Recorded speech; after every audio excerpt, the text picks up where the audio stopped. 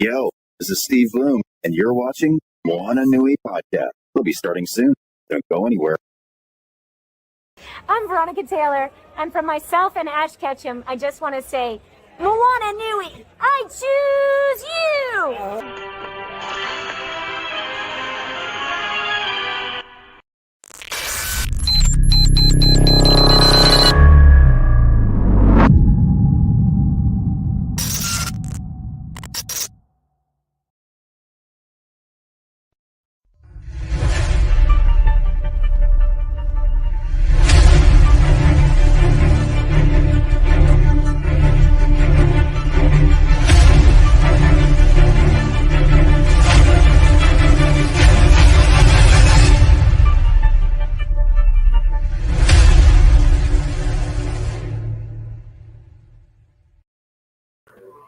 Aloha, everyone. Welcome to the Moana Nui Podcast. We're so glad to have you tune back in with us. If you joined us for our earlier episode, we got to sit and talk with our panelists about Disney Plus new series She-Hulk. So if you missed any of that, definitely go to YouTube, Facebook, Twitch, or Twitter to be able to watch that episode. There's a lot of good laughs and a lot of great conversation with that.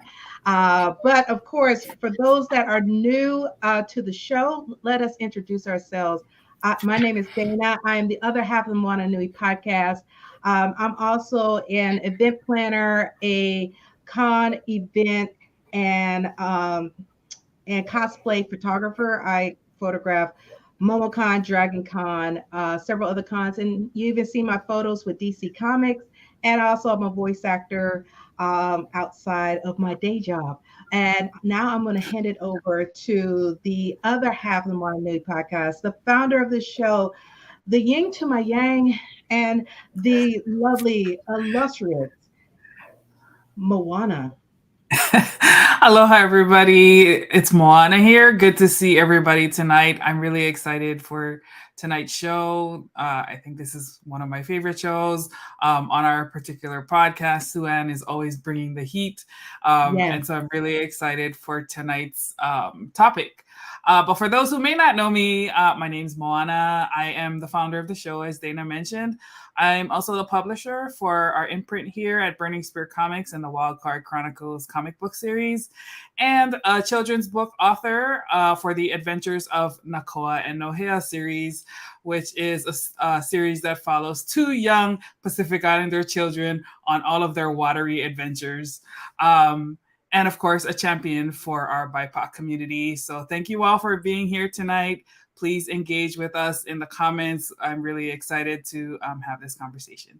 Exactly. And of course, before we bring all of our wonderful guests and the illustrious Sue Ann Hong, who always brings so much good information for this segment. A couple announcements.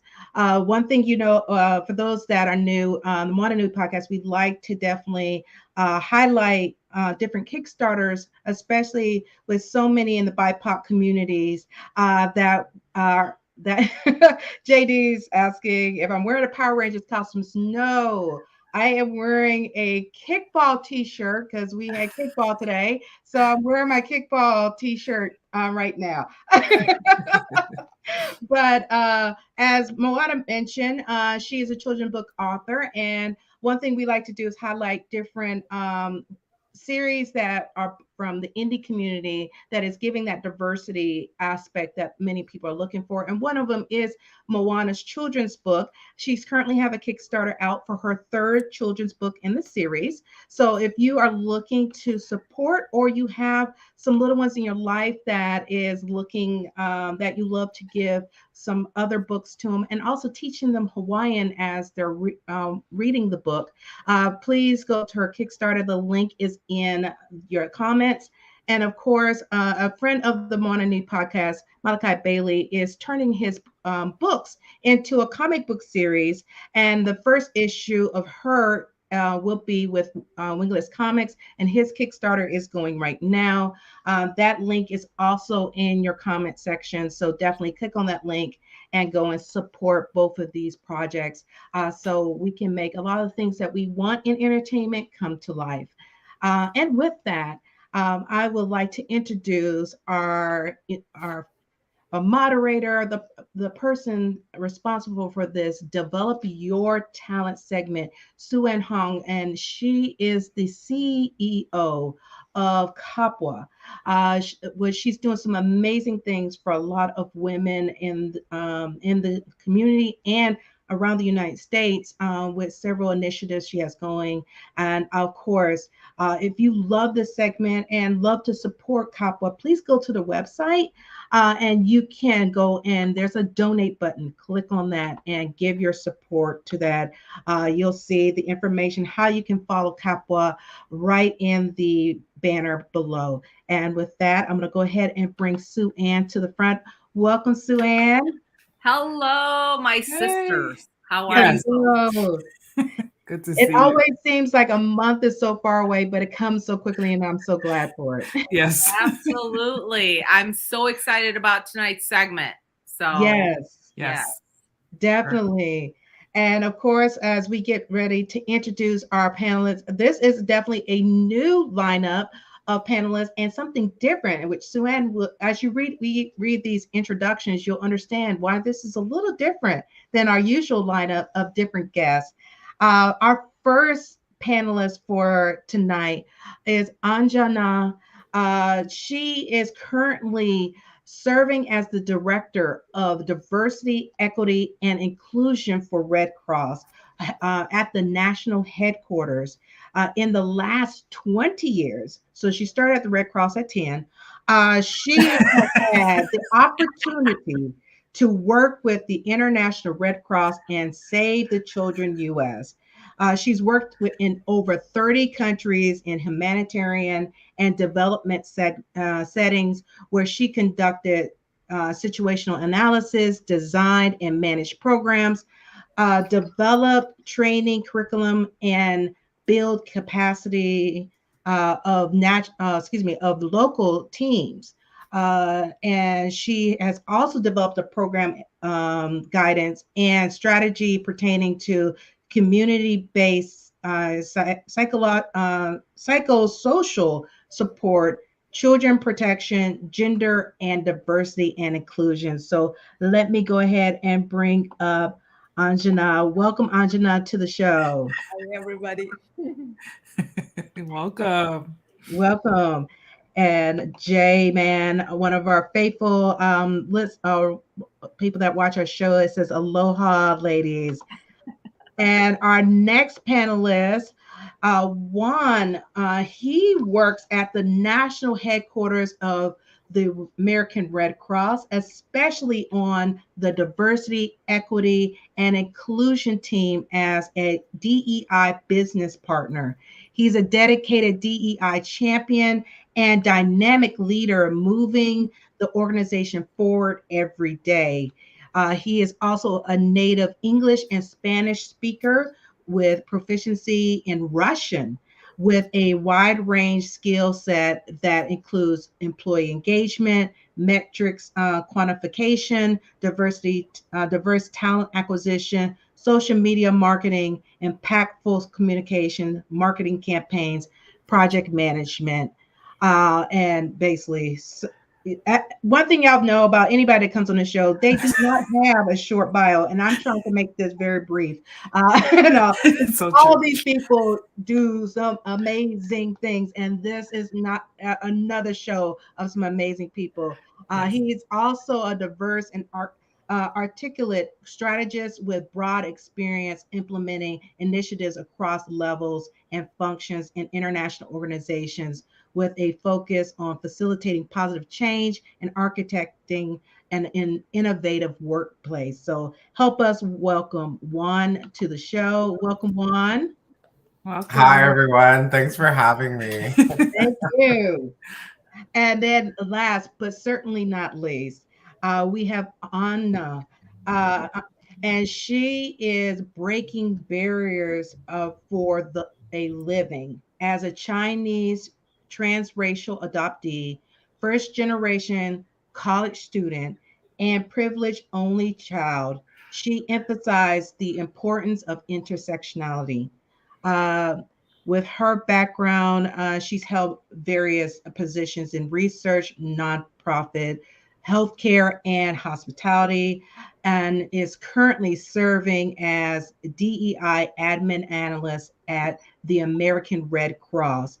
She is also, although she is new to the organization, she is proud of how they are undergoing mission adaptation, to create more equitable change, and particularly interested in fighting the white saviorism complex. She also enjoys listening to podcasts. So now she has been introduced to a new one. So we look forward to you to tuning in and listening to us also. And she likes trying new foods, being in nature, and advocating for mental health.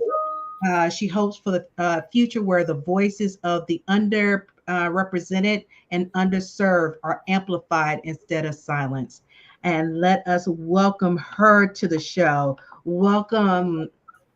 Thank you. Thank you so much for having us. We're so excited for this episode. Well, we're so excited. And as I mentioned at the beginning, something different. Usually Sue-Ann gets somebody from the nonprofit sector, the corporate sector, and different sectors to kind of have their representation. This is the first time we've had all our panelists from one organization. So we're very excited to have this conversation, and we're going to now hand it over to Sue-Ann. Sue-Ann, it's all yours.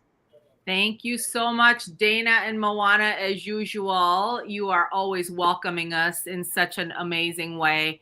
Everyone, I wanted to bring these incredible individuals from the American Red Cross because, you know, I'm new to the National Diversity Advisory Council for the American Red Cross, and I have learned so much about what the organization does.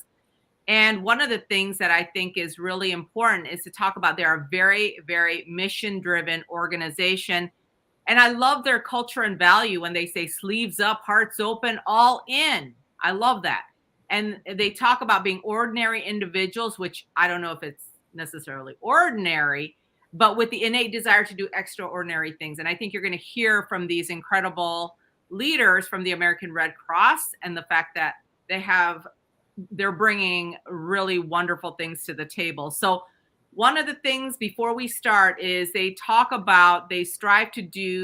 have 5 key values, and they call it the 5 C's. So I want to bring that out because I think it's important to know what the values are: compassionate, collaborative, creative, credible, and committed.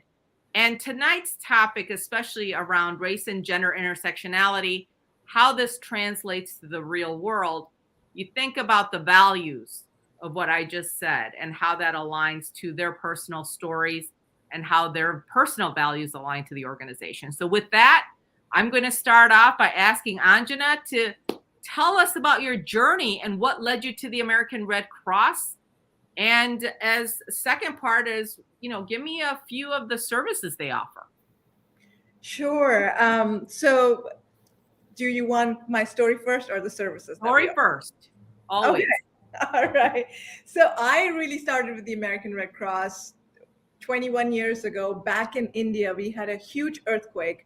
Over 20,000 people died. And through the generosity of the American Red Cross donors, our American Red Cross colleagues came to India, and they were looking for young psychologists to develop a program to help people recover from their psychological, emotional needs after the earthquake. And I was just so privileged and so honored to join that team at that time.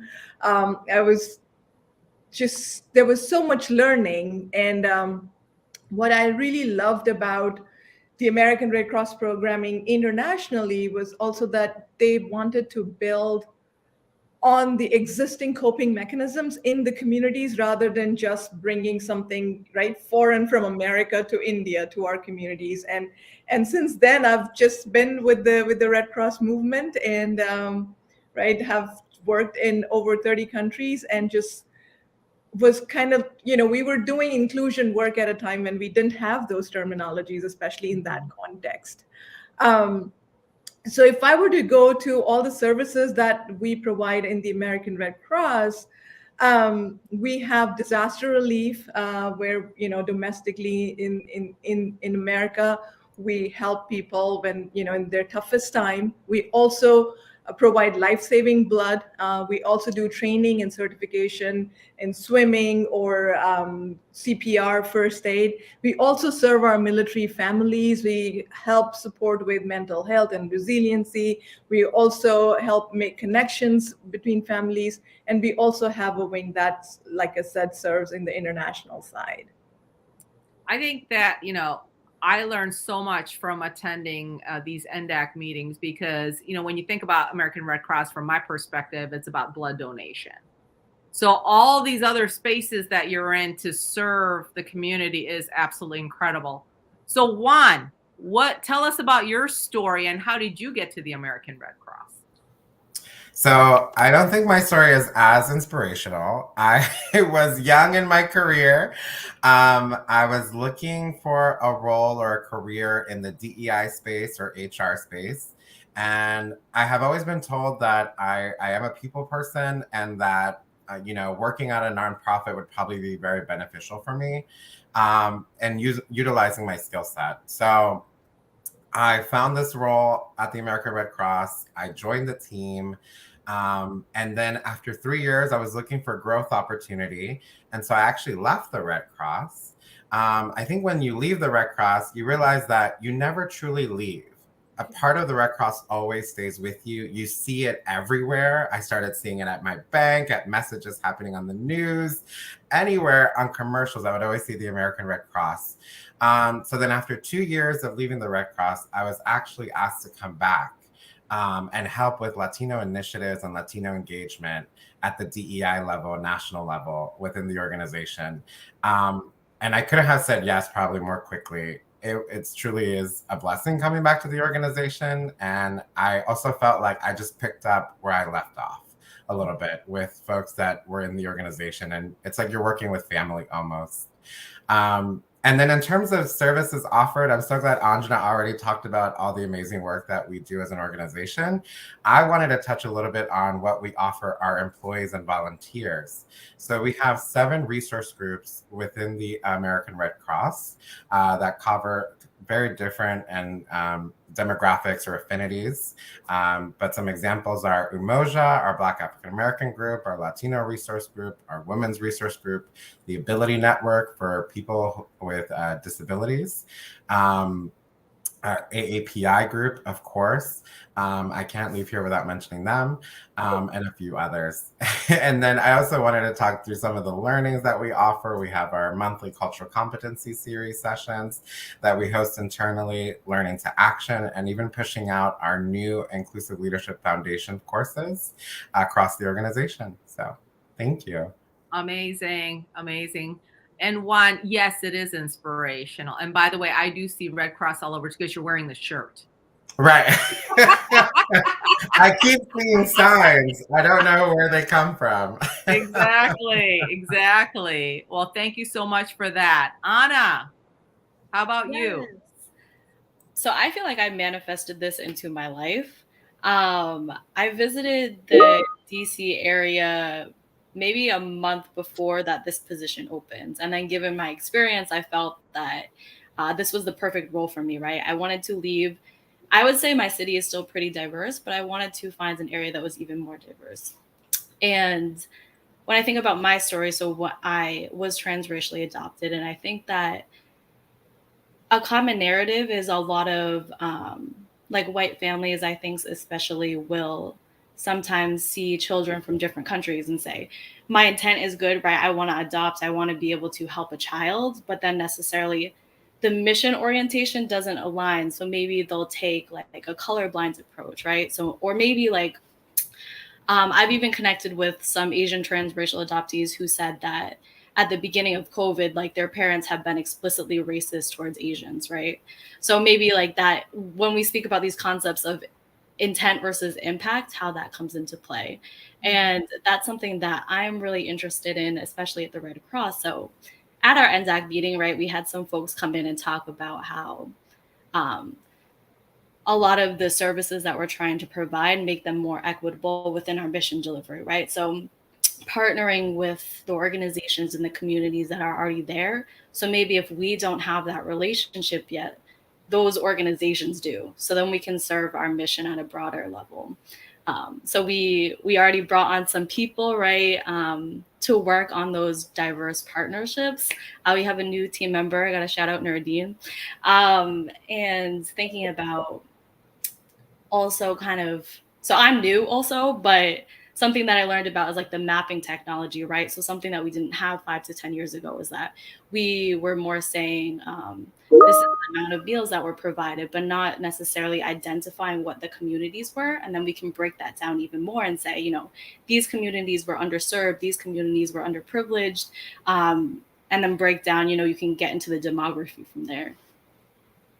So one of the things with the American Red Cross, I'm hearing you say, Anna, is the fact that they're actually using data and technology to really focus on what communities really need to be served and prioritizing.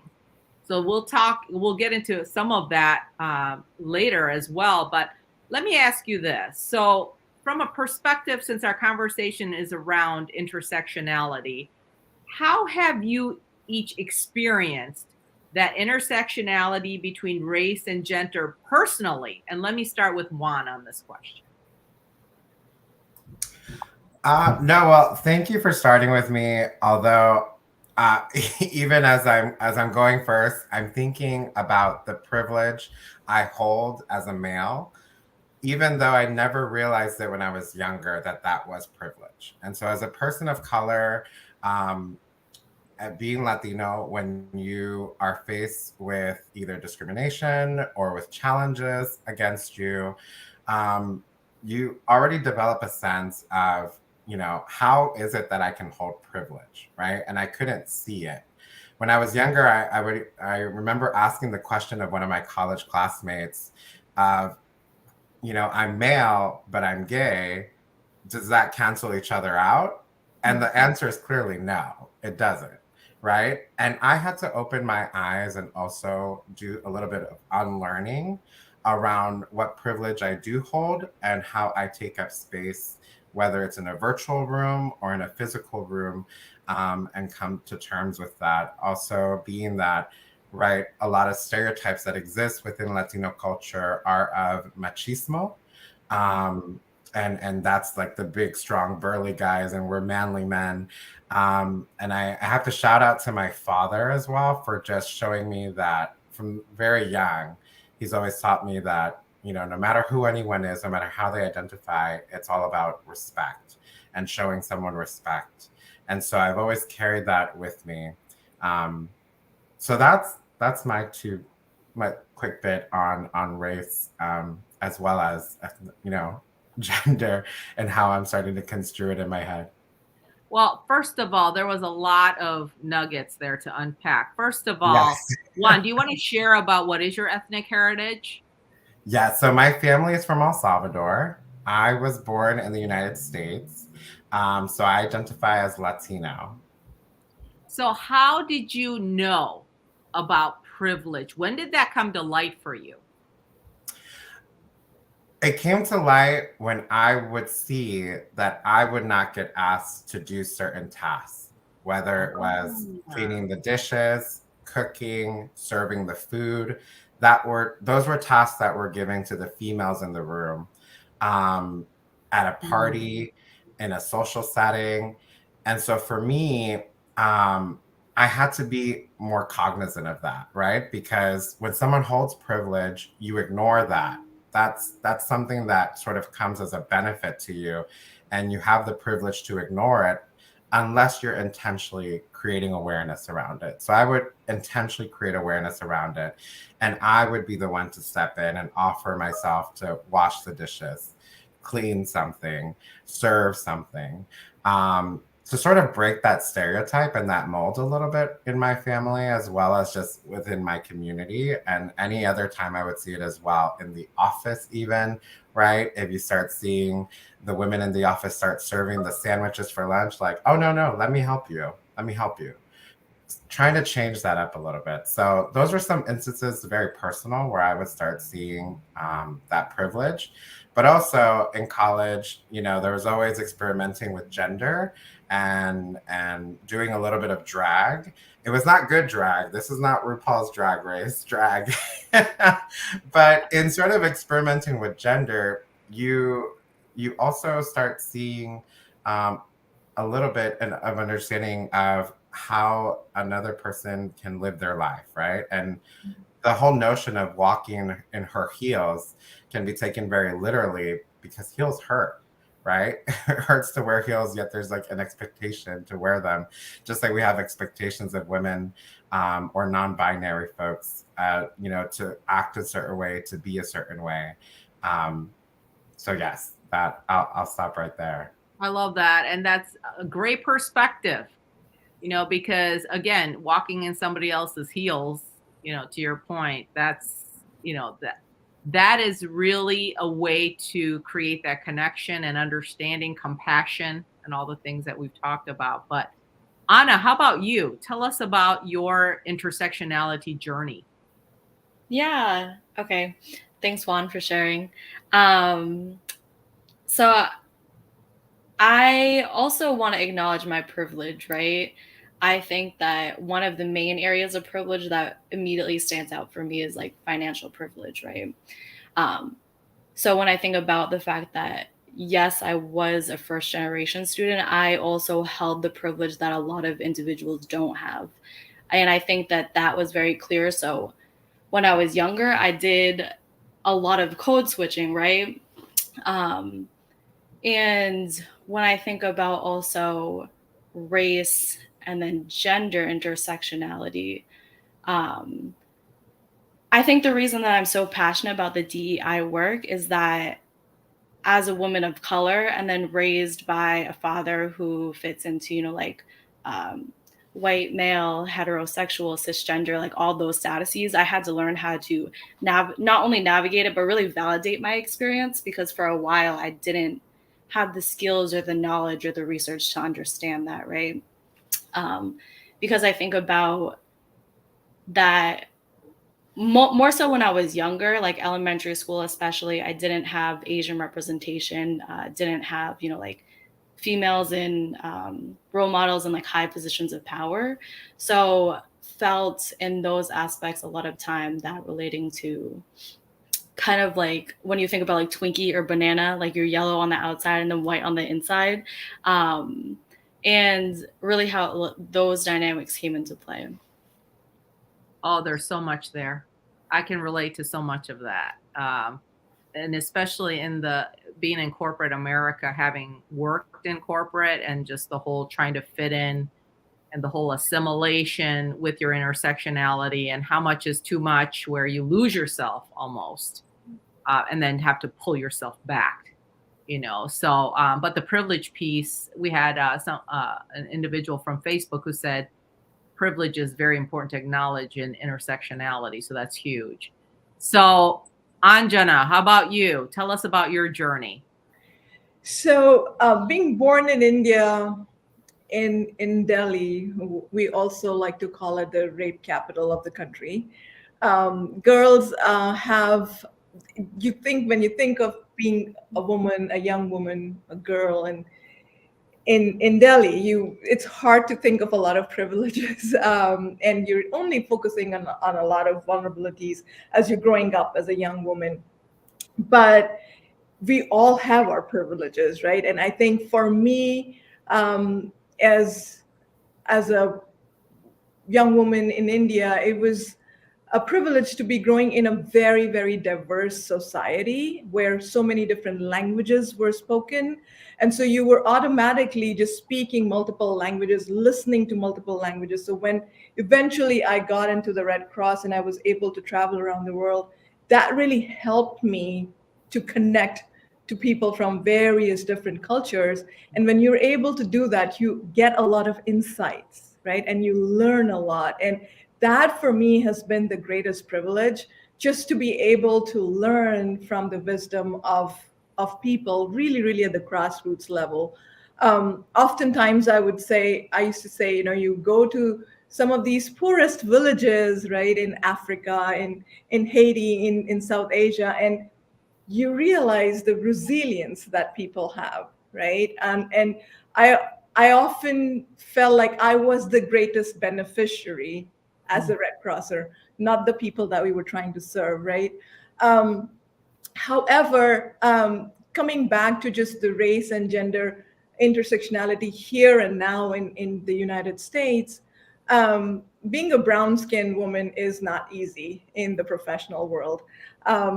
You are often on the bottom when it comes to promotions or hirings or recognitions, and right. And so you always almost have to work harder, right? Sometimes you can be totally invisible. And in addition to just race and gender, add to that intersectionality that you're an immigrant. You don't speak English with the same accent, right? Your choice of words don't always resonate for the rest of the Americans. So I was just talking to my boss, Adrian, a minute ago, and I was like, you see me with the eyes of your heart, because a lot of people don't see me, what I may have in me, because it's not in the same package as usually, right, the way it goes in America. And so, but at the same time, your privilege of being able to connect with people across cultures continues to be a privilege, right, to be able to make those connections and navigate through the society. You have such a unique view because you have really seen so much of the world. I wish that a lot of us could, have that view, because I think we would probably have more compassion if we were able to be exposed to so many different cultures. But so let me switch gears a little bit. With all of your experiences and obviously, opportunity to work through various challenges and whatnot, did you ever have either a mentor or a sponsor who supported you through this journey, and what did that look like? So let me start with Juan on that one. I appreciate this question on mentorship because I've had so many mentors in my life, and they can be informal mentors or people who don't even know that they're mentoring me, and of course some formal ones in all steps of my career. As it relates to race and ethnicity,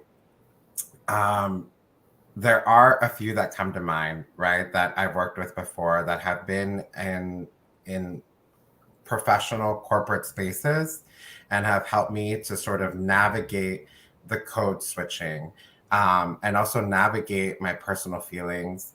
I remember going to my first national conference, and you look around the room at a national conference and you don't see many professional Latinos there. You go to the large dining hall banquet, and you're looking around and you don't see a lot of people that mirror who you are, except for the workers. At the hotels, you'll see that the workers are Latino. They're the ones serving you the food. And I remember at one point feeling guilty early in my career, feeling just completely guilty because I could see my mother, I could see my father being that person. And I remember having a conversation. Her name was Debbie, and Debbie just explained to me, roles, and then the roles that we have to play as well as leaders, and sometimes the pathway to leadership is not easy, but the pathway that you're clearing will hopefully be a pathway for others to follow, and for others to not have to experience what you're experiencing. Within the Red Cross, I feel like I'm learning every day from everyone, even folks who are here, right? Suan, I just met you. Anjana is my boss. Anna is my colleague. And every time I hear their stories, I'm learning something new. I'm learning about different dynamics as it relates to race, ethnicity, and gender, and so many other, demographics.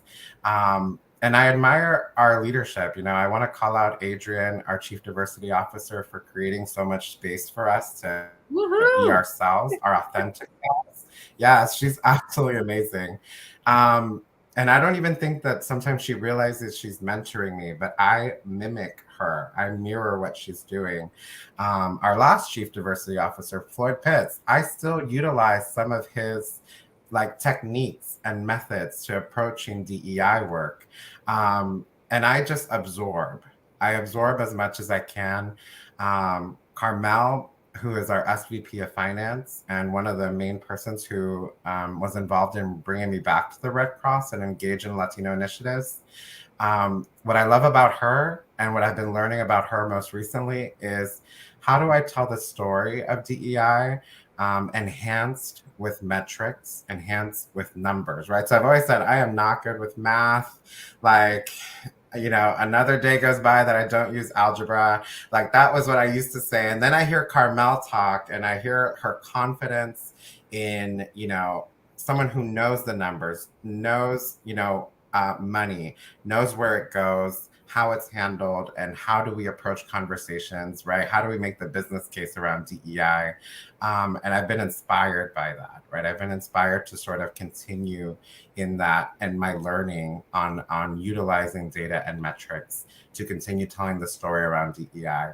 So many different ways I've been mentored. And I think people just think it's a one-on-one meeting. But I think, mentoring can happen in so many different capacities. Juan, you bring up a good point about mentoring through observation and also role modeling. And I think that's another way. And that's very important. And because you're not going to get a chance necessarily to have one-on-one with everyone. So what are ways you can pick up some of these key things that you're like, ooh, I like that style, or, I really appreciate the way that they're delivering on something. So that's a good call out. Anna, how about you? Yeah, I love this question also because I would not be where I am without mentors, right? So I think that mentors and podcasts, which I love, really changed my perspective and caused me to level up and see things in a new way. So I really appreciate this also. And I love, Juan, how you were talking about when you said, Adrian, who's our boss, you don't know if she knows that you're absorbing that information, because it's funny when I think of just the communication style and the confidence. And we always have this joke where we always talk about the notion of something, right? Just picking up on these little methods of communication. And when I think about a mentor for me, one of my strong mentors who comes to mind, her name is Juisa. I have to mention her also. I think she was actually my first mentor who was a woman of color, and she also happened to be biracial, so kind of understood those dynamics of not fitting in with one or the other, right? The intersectionality that they both can happen together. And also want to say that we didn't really even have one-on-ones either. It was more so, she is actually my boss. So really just spending time and understanding, picking up on these small nuances and those communication skills as well. And she just had such bright ideas, such big ideas, and really, leveling up where I was thinking, right? Because I used to be very transactional, or not transactional, but detail oriented, thinking about the small things. And then she would really bring a big picture for me. So yeah. I love that. It sounds like she helped you understand, what are you really contributing to in the bigger picture? And so the impact is more than just your task. So yeah, that's a good boss. If they can, it's kind of like asking the janitor of NASA, what does he do for a living? And he says, I help people get to the moon. That's that bigger picture of why my job is important and who am I serving. So Anjana, how about you? Juan and Anna, I've had several. And right here, Mr. Juan Garcia here, he doesn't know, but every single time he's speaking, I pay a lot of attention to him and learn a lot from him every single time he's speaking. And it's like, you're the sage in my life right now. But I want to go a little backward in my early life as a young adult. Somebody called Kanti Chandrakar, Kanti Auntie. I used to call her Auntie. In India, everybody's Auntie, right? Even if they're your neighbors. Auntie, uncle, there's always a relation there. And what I learned from her was that she was always eager to serve, no matter who came, how many people came, with appointment, without appointment. Her husband was a doctor, and the clinic was downstairs, and she always had a smile. And she didn't make very complex or big meals, simple meals, but she would always serve a tea or a cookie or some lentil and rice, and that for me was continues to be an impact. And I still till date, for me, it's really important to be able to host, to be able to serve, whether it's through the Red Cross mission or whether just through the personal life. How can we nourish each other, whether that is with food, right, with physical or with spiritual, emotional ways, just nourishing others and not getting tired of it and not doing it. One of the recent things I learned somewhere was sometimes meme can be also teachers, because I recently learned something through a reel on Instagram, and they said, don't say I have to do something, but say, right, like I have to go to work today and I have to work on this project. Think of people that don't have work. So say I get to go to work today. I get to work on this project today, right? And so same thing. And I saw that in her, like she always served with all her heart. And then the second person I want to mention is Henrietta Spears. She used to work with me when I worked for Save the Children, and she now is like my second mommy. She's from Louisiana. And she grew up in a very poor household. And she said, Anjana, we didn't need windows in our walls because we had holes. She grew up in that sort of a environment, and now she's a licensed mental health worker. Amazing person. And she always teaches me about empathy, right? Always trying to learn from people, try to right. You can never fully understand what's going on in another person's mind, but really putting yourself in their place. And she takes me in a spiritual journey, faith-wise. I'm very grounded in faith, and she too is, and we both happen to be Christian. And one of the things that Adrian and I were just talking about is sometimes we want to fight, right? Because there's so much coming at us.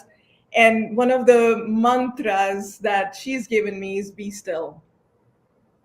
Right? If you're drowning and you make a lot of movement, you're going to be drowning more, right? But if you just let your body just float on the water, you will be able to survive and thrive eventually. So those are the two people. And Henrietta also is so important for me, because coming from India, it was very hard for me to understand the race and the racial discrimination and the systemic discrimination. And Henrietta, coming as a Black woman coming from Louisiana, she really has helped me not only understand the systemic issues in America, but also when I'm interacting with people from different races in the American context, what does it mean and how should I interpret and sort of navigate through that? Absolutely. It's complex. Right. It's complex because it's all in the context of where you're at, but you're bringing all of these other cultural acumen and cultural nuances to the table. I was curious because of the type of work that you all do. And I look at it as it's very emotionally driven work. There's a lot of emotional investment in the work. So I'm curious, Anna, how do you stay resilient? How do you manage that so that you don't get overwhelmed? I think it's all about community, connecting with those people that you really care about, especially, when you're overwhelmed. These are deep and these are harsh conversations. And it's funny that you mentioned that because last Thursday we had our team meeting after, and we were all getting into deeper conversations, right? So we could get to know each other better. And in that moment, I just felt like my spirit needed to be released, like it needed to say something. And I ended up crying. But I think that it helped everyone get a better understanding of, you know, how I was feeling at the time and help others get a better understanding of who I am, right? Because vulnerability is really important, because if you don't, show up and tell others how you're feeling in that aspect, they don't know how to help you at the same time. So I think that it's really all about connecting with the people that you care about, and, really trying to find the community. That is so important, especially when we've not had an opportunity to meet face to face and now we're just starting. So, I mean, community looks very different these days.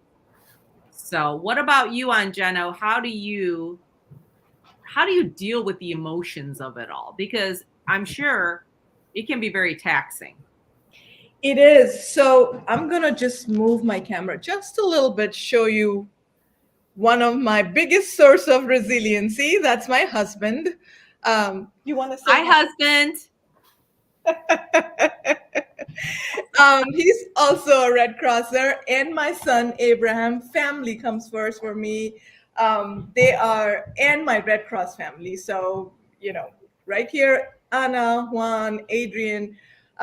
Whenever I've gone out in any mission, our Red Cross family and my immediate family is really the greatest source of resiliency. I talk a lot. I have to process it out by talking. But at the same time, I think what's key is self-awareness. Over the years, that is something that I've built. Like, I know when I have to shut down. I know when I need to pick up the phone and call my husband and say, you know what, this happened, right?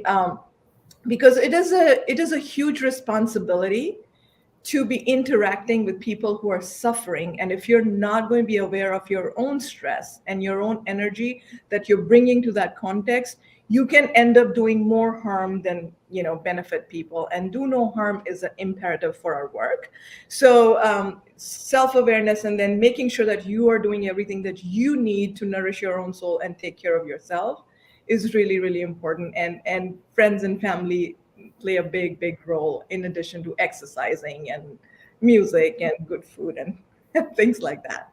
Absolutely. And hopefully having some fun too in there somewhere. Yes, right? Absolutely. Yeah. Juan, what do you do? What's your way of managing through stress and emotional depths? Now, I'm so happy you asked this question, Sue-Ann, because I am still figuring it out. I'm still figuring it out. And I want to be transparent about that, because I don't have an answer that is going to be inspirational or that's going to be easygoing. I, every day, am trying to figure out how to continue to deal with the emotions, right, that comes with doing DEI work. The emotions that come with, facing issues that deal with gender, race, ethnicity. And I try to take the practical approaches, right? Prayer. I run, I try to exercise, I try to keep a stable mind. But sometimes it's hard. And, like Anna mentioned, like sometimes you just have to let go of those emotions. And I do allow myself to cry. I do allow myself to process. I also come back to the people who I consider my healers, right? Which is one, God, but two, my parents, my mother and my father. And I stay rooted in what they have taught me around resiliency. Migrating to this country over, 35 years ago, completely moving their homes, establishing a new home, facing challenges, language barriers, discrimination. And here I am around the same age that they were coming to this country with so much more privilege, because they set me up for that. Yet I know that I have to continue. So I stay rooted in their story, knowing that I am just a building block of their lives as well, right? I'm standing on their shoulders. And so I know that I have to be resilient because of that. But in the practical methodological work behind it, I am definitely still figuring that out every day. And sometimes it's harder than other days, but I like to be transparent around that because I don't think there's just a one and all solution. I think it is almost like a journey and an ongoing healing effort as new issues also come up. Well, you could have different issues daily that require different ways of addressing your emotional needs. So, Exactly. I love the fact that Juan, you're very connected to like the past, present, future. It seems like you're very connected in your history and how that shapes you, and then how does that push you forward. So I really appreciate that about you. Thank you. So let me ask, from a perspective of the Red Cross mission, can you share any examples where you've impacted community, something that touched you personally, something that, that your work directly impacted the community that you serve? So any examples of that? And I'll let you guys jump in, whoever wants to start. How about Anjana? I too was thinking of Anjana. She has the most international experience and domestic experience in deployments as well. There's so many examples. I was just thinking which one should I pick. Since Ukraine is on everybody's mind, let me bring an example from there. The last time when the Crimea intervention happened, I was out there doing conflict analysis between, not Russia and Ukraine in that moment. I was doing a conflict analysis between the internally displaced population and the host communities within the country, because, right, even the languages between East and West Ukraine are different. And people were just feeling, all these people are coming and encroaching in our lives, and now we have to share resources. So we had to, we were looking at programming around that. And I remember sometimes just conversations and opening up spaces for people to be able to share can lead to healing, right? And I remember, and Red Cross has been that platform for me, for folks to just walk on their path of recovery. And I met with this a couple, they were both in their 90s, and it was snowing, it was white, it was covered with snow, and these were tin shelters. So tin shelters, in hot, they can be very, very hot. In cold, they can be very, very cold. And here I walked into their little trailer kind of shelter, and this very beautiful old lady, she was just sitting, and I was holding her hand, and she said, God has forgotten us. Because when I was 16-year-old, that's when the Second World War happened. And I saw my brother exploding on a landmine, going into pieces. I lost my father to that. My husband and I were young kids. We got married and we built our life. And now we are in our 90s. Tell me, how am I going to rebuild what I've left over there? Right? Because now she was far away from her hometown. She's like, God has just, right? Forgotten us, and we were holding hands, and she's crying, and I'm crying, and I don't speak Russian. She was speaking to me in Russian, and there was a Ukrainian Red Cross person. We always work through our local colleagues, and even through the interpretation, where I'm crying, and I'm like, God has sent me all the way from America just to tell you that He's not forgotten you. And we are here to listen to your needs and meet them as much as we can. And so those moments, right, always, always, always stay with you, because all of a sudden somebody's so lonely, they've given up hope, and a Red Cross hands comes and holds their hands and talks to them and gives them hope. And that's the end goal, right? From another example, from right here in America, just 3 years ago, during the flooding in the southern part of Texas, around very close to the Mexican border, it often floods there, and we were working there, and there's area called Las Colonias. So these are unincorporated houses where a lot of time people that are undocumented live there. And so even though we will open our shelters and we will have our fixed feeding sites, people feel afraid to come out to Red Cross because, to any helping agency, because they're afraid that the government officials will see them and will deport them. So one of the programs that the American Red Cross has is called Latino Engagement, and we have trained teams that are culturally competent and also have the linguistic ability to go and connect with those folks. And so 2 weeks after, we're still going out and we look for these through the maps, but it's very hard to even find those people who are in unincorporated houses through the maps because they don't show on the maps, right? They pop in and they pop out. So what we do is we take our emergency relief vehicles and we take them in these colonies and ask, right? We ask people, where else do you think there are more housing? And so we go house by house. And I remember 2 weeks after the flooding, you would think that, all needs are taken care of. Somewhere they've gotten. And I remember taking the stuff to this particular lady, some food, some cleaning items. And as I walked down and entered, she came running to me, hugged me, and she's crying. And she's like, "You're the first person coming to help me." And I remember taking that stuff inside her home. And it was hard to breathe there for more than 15 seconds because the house was still full of mold and everything. So if not for the American Red Cross, no one else was going to go look for those undocumented people. Right. And so those are some I could go on and on with those examples, but just to give you a little flavor of our work.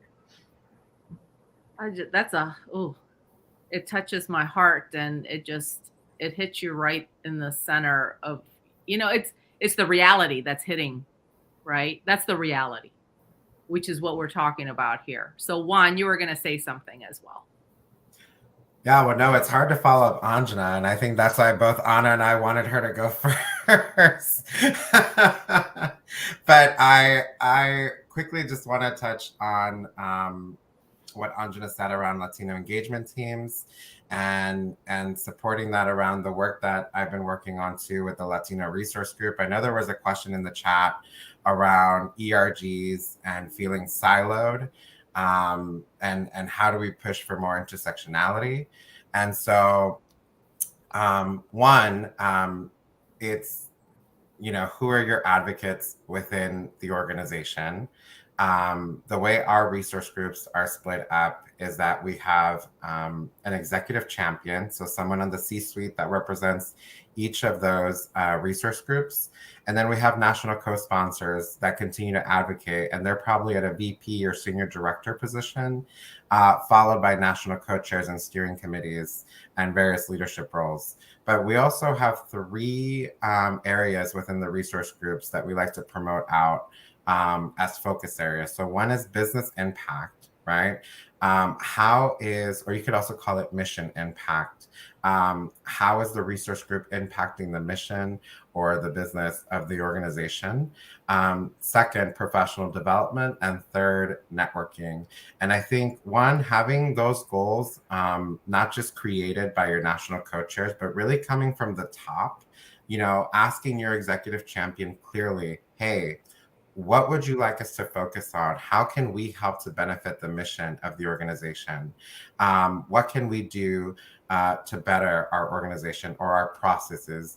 How can we serve truly as a resource to the organization is sometimes a conversation that gets missed, right? Because that responsibility is put on usually lower level folks to try and figure out what to do. And truly what we need is more push from the top of what are our goals and what do we need to achieve and how can we also influence others through their voice to take action. And so when Anjana brought up the Latino engagement teams, I thought of the Latino Resource Group and how much the Latino Resource Group has grown within the past 2 years. to the point now where not only are we holding a lot of different learning sessions for our folks, we created a mentoring program that's also tied to our HR processes, and we are tracking promotions and movement within the organization. But on the mission side, on the mission impact, the Latino Research Group is now equipped to be called on to see if we need Latino engagement team members, to see if we can invite others to become involved within the mission serving work, especially with Latino or Spanish speaking communities or undocumented communities. And so I see that as a success and alignment within the different departments that exist within the Red Cross. And I think sometimes, for the person who asked that question, it's hard to find that alignment.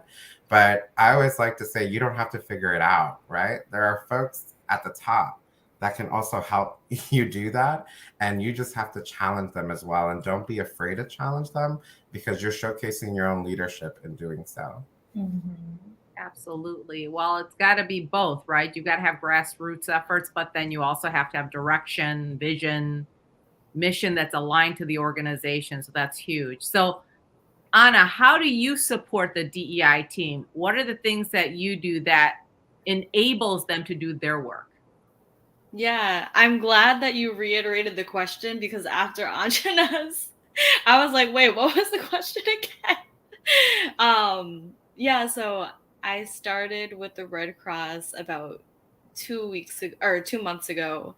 And it's a large organization, so there are a lot of initiatives and efforts that we're working on. And so I'm a DEI admin analyst, and I think that part of it is kind of like a project event coordinator, and part of it is kind of like an executive assistant role. So we have a lot of initiatives that we're working on, and some of them are around, right, like pulling the data to really tell the story. I think that that's a big initiative that we want to work on, because we collect a lot of data, right? Juan mentioned earlier that we have a cultural competency series every month. So I kind of think of it similar to like a lunch and learn, where we have people come in and share their expertise and their experience, and then we can help. Then we can really help Red Crossers take that lesson and apply it to their daily lives or their like daily work, right? And I think that, for example, like that's just one area where we're collecting the data on how many people are leaning in on these. And then a lot of efforts that we're working on is with our workforce and volunteer staff, right? Increasing the demography in that aspect. So we have some charts that we send out, or like presentations that we pull out, where we want to be able to be hold ourselves accountable for that, and then share with the organization where we are, right? So we'll break down demography by like race and ethnicity, and then right now we have binary gender, which we have a working group we're working on, and kind of break it down by departments, right? So biomedical services, humanitarian services, national headquarters, and then also breaking it down by what position you're in, right? So we can see executive leadership, and then we can see professionals, and then we can see volunteer staff, and seeing how those really come aligned, so we can come together to use this data in a way that we can adapt the mission to be more equitable. And that's kind of what my role is. I love that. Well, you need the data and you need the story. You need to marry the two, right? Because data informs you whether or not what you're doing is working or not working, and what you need to adjust. So that's very important. So believe it or not, we're past our time. Can you believe how fast it flew? So I'm going to give you each 10 seconds to let the audience know how they can engage. What are ways that they can engage with the American Red Cross? So Anjana? Sure. We would love for you to come and volunteer with us. www.redcross.org.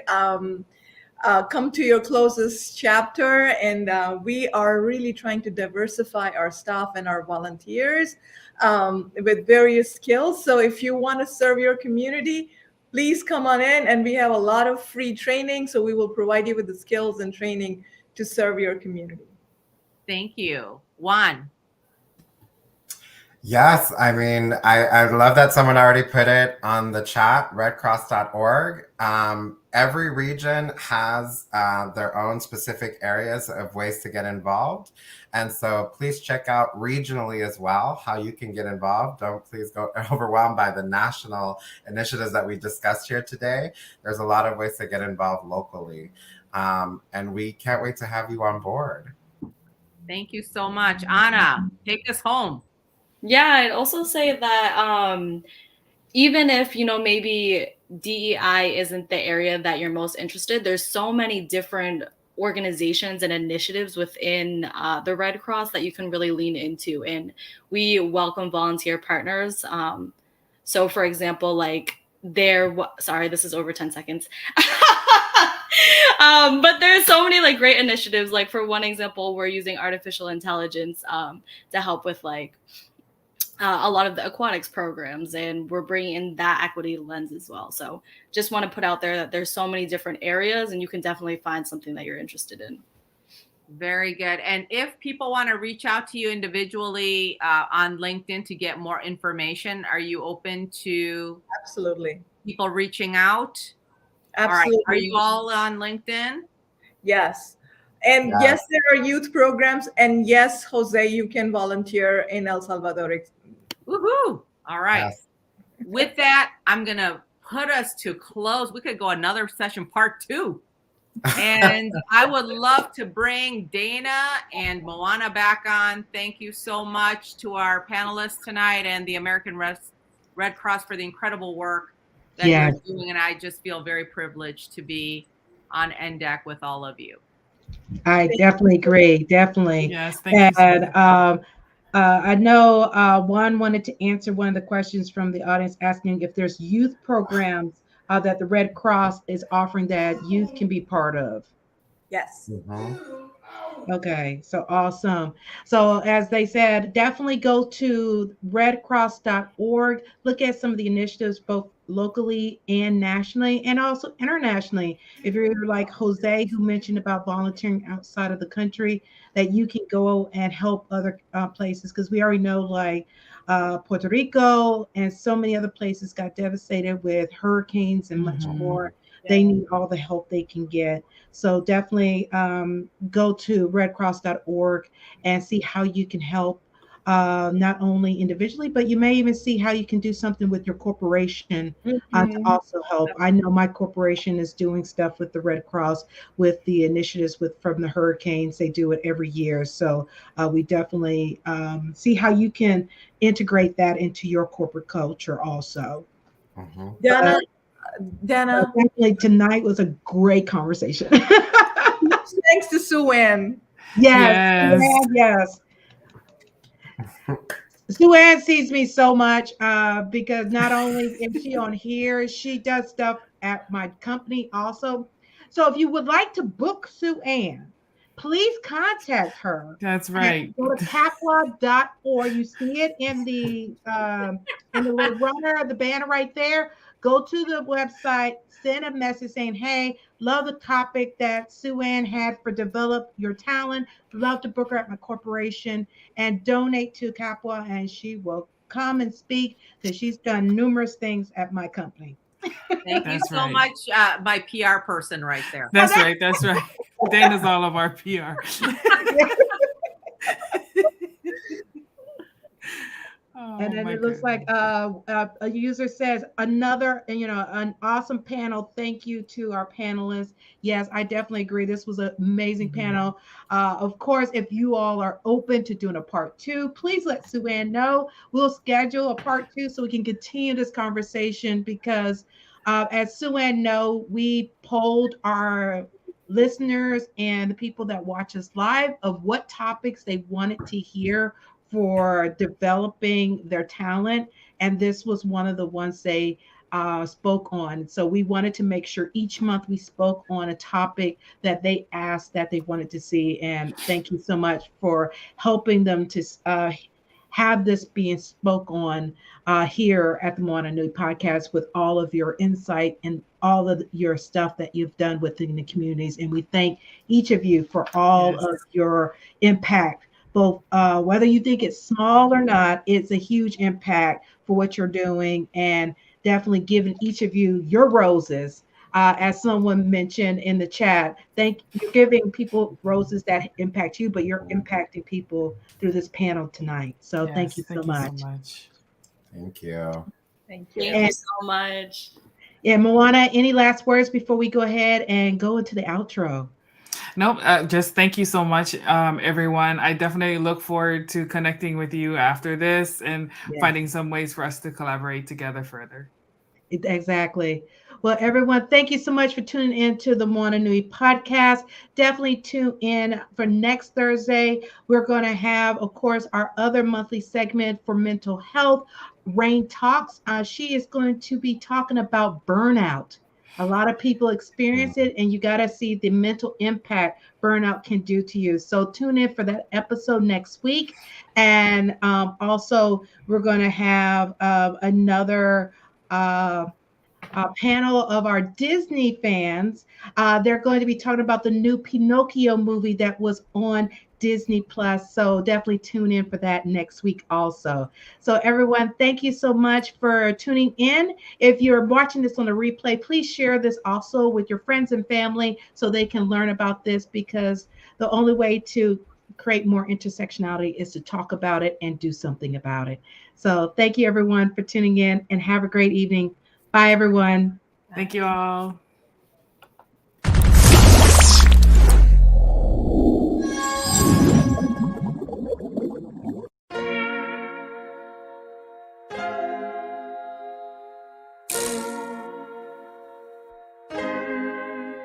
So many stories left to tell, even if we have to ourselves. Can't keep history on the shelf. If we won't tell it, we will. If this the land of the free, was a freedom then, when they annexed Hawaii and called it Cedar Lands, without any type of payment and no signing off, called themselves the Republic in 1894. 1.2 million acres overtaken from the native Hawaiians. When they resisted, the West retaliated in violence and erasure. The Hawaiian language is banned as part of colonialism's plan to expand, Stuck between a rock and a hard place. Multiple bombings of Kaho'olawe as a part of their ongoing war with Asia. Used it as a place for target practice. No consent or compensation. Colonizers call for annexation. No work out for all the locals. School will never let you know. So many stories left to tell, even if we have to ourselves. Can't keep history on the shelf. If we won't tell it, we will. Too many stories left to tell, even if we have to ourselves. Can't keep history on the shelf. If we won't tell it, we will. We will. So if you put Hawaii in a perspective, well, Black and Asian history is interconnected. Considering the fight with the Pacific, then of course, versus Asia, they was treated as a middleman for war, but didn't let the Western colorism run its course, cause dark skin was a sign of dignity to core. The land was taken in the name of capitalism, when prior to it was an actual kingdom. Clap back at the system. Stuck between a rock and a hard place. Multiple bombings of Kaho'olawe as a part of their ongoing war with Asia. Used it as a place for target practice. No consent or compensation. Colonizers call for annexation. No work out for all the locals. School will never let you know. So many stories left to tell, even if we have to ourselves. Can't keep history on the shelf. If we won't tell it, we will. Too many stories left to tell, even if we have to ourselves. Can't keep history on the shelf. If we won't tell it, we will. So many stories left to tell, even if we have to ourselves. Can't keep history on the shelf. If we won't tell it, we will. Too many stories left to tell, even if we have to ourselves. Can't keep history on the shelf. If we won't tell it, we will. We will.